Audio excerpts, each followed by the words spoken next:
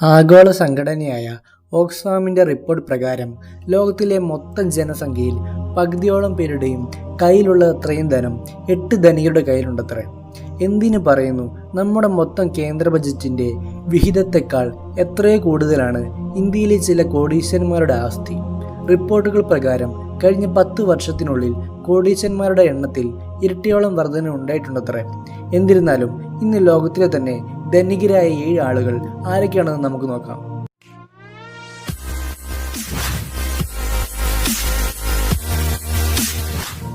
ആമസോണിൻ്റെ സ്ഥാപകനും സിഇഒയുമായ Jeff Bezos ആണ് നിലവിൽ ലോകത്തിലെ തന്നെ ഏറ്റവും ധനികനായ വ്യക്തി.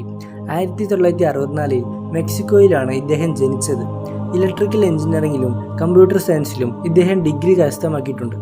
1964 ഒരു ഓൺലൈൻ ബുക്ക് സ്റ്റോർ എന്ന രൂപേണയാണ് ആമസോണിന് അടിത്തറ പാകിയത്. പിന്നീട് ഇദ്ദേഹത്തിൻ്റെ കഠിനാധ്വാനത്തിൻ്റെ ഫലമായി ലോകം മുഴുവൻ വ്യാപിച്ച ഓൺലൈൻ വ്യാപാര കമ്പനിയായി മാറുകയായിരുന്നു. റിപ്പോർട്ടുകൾ പ്രകാരം ഇദ്ദേഹത്തിൻ്റെ ആസ്തി എന്നത് $186 ബില്യൺ. 2017 തൊട്ട് ഇദ്ദേഹം ലോകത്തിലെ ധനികരുടെ ലിസ്റ്റിൽ 1-ാം സ്ഥാനത്ത് നിലകൊള്ളുന്നു. ടെസ്ലയുടെ കോഫൗണ്ടറായ ഈലോൺ മസ്ക് ആണ് ലോകത്തിലെ ധനികരുടെ പട്ടികയിൽ 2-ാമൻ. ഏതാനും ദിവസങ്ങൾക്ക് മുൻപ് മാത്രമാണ് ഈലോൺ മസ്ക് സമ്പത്തിൽ ബിൽഗേറ്റ്സിനെ പിന്നിലാക്കുന്നത്. കനേഡിയൻ ആഫ്രിക്കൻ ദമ്പതികളുടെ മകനായി 1972 സൗത്ത് ആഫ്രിക്കയിലാണ് ഈലോൺ മസ്കിൻ്റെ ജനനം.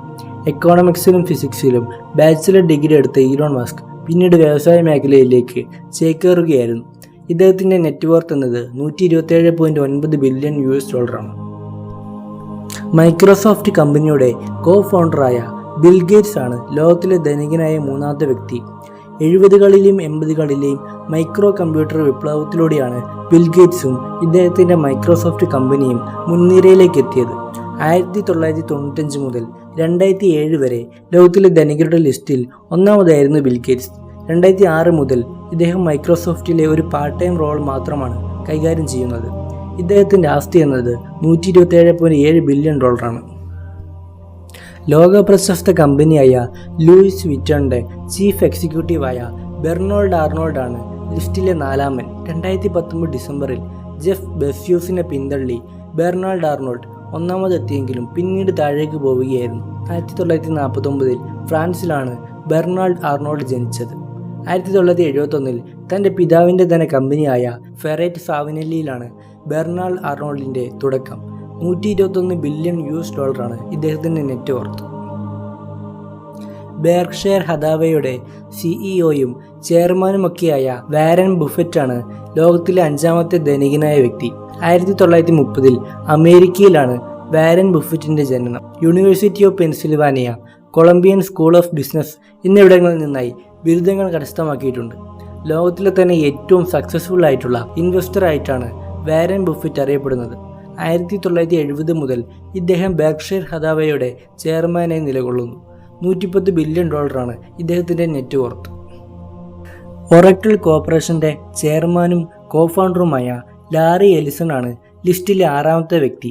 2019 ഡിസംബറിൽ ഇദ്ദേഹം ലിസ്റ്റിൽ 4-ാമതെത്തിയെങ്കിലും പിന്നീട് താഴോട്ട് പോവുകയായിരുന്നു.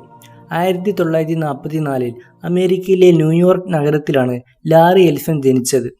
9 മാസം മാത്രം പ്രായമുള്ളപ്പോൾ ന്യൂമോണിയ പിടിപെട്ട ലാറിയെ പിന്നീട് ഇദ്ദേഹത്തിൻ്റെ മാതാവിൽ നിന്നും ആൻറ്റിയും മംഗളും ദത്തെടുക്കുകയായിരുന്നു. പിന്നീട് 48 വയസ്സ് പ്രായമുള്ളപ്പോഴാണ് ഇദ്ദേഹം തന്നെ മാതാവിനെ കാണുന്നത് തന്നെ. 1977 ഇദ്ദേഹം ഒറക്കിളിന് രൂപം കൊടുക്കുന്നത്. $105.6 ബില്യൺ ആണ് ഇദ്ദേഹത്തിൻ്റെ നെറ്റ്വർത്ത്. ഇന്റർനെറ്റ് സംരംഭകനും ഫേസ്ബുക്കിൻ്റെ കോഫൗണ്ടറുമായ മാർക്ക് സുക്കർബർഗ് ആണ് ലോകത്തിലെ തന്നെ ധനികനായ 7-ാമത്തെ വ്യക്തി. 1984 ന്യൂയോർക്ക് നഗരത്തിലാണ് ഇദ്ദേഹം ജനിച്ചത്. ഹാർവാർഡ് യൂണിവേഴ്സിറ്റിയിലെ തൻ്റെ റൂംമേറ്റ്സിനൊപ്പം 2004 സുക്കർബർഗ് ഫേസ്ബുക്ക് നിർമ്മിച്ചത്. കോളേജിൽ മാത്രം ഒതുങ്ങിയിരുന്ന ഈ സോഷ്യൽ നെറ്റ്വർക്ക് പിന്നീട് ലോകമാനം വ്യാപിക്കുകയായിരുന്നു. 2007 തൻ്റെ 23-ാമത്തെ വയസ്സിൽ ലോകത്തിലെ തന്നെ ചെറുപ്പക്കാരനായ ബില്യണറായി സുക്കർബർഗ് മാറുകയായിരുന്നു. ലോകത്തിലെ 20 ധനികരുടെ ലിസ്റ്റിൽ 40 വയസ്സിന് താഴെയുള്ള ഏക വ്യക്തിയും സുക്കർബർഗ് ആണ്.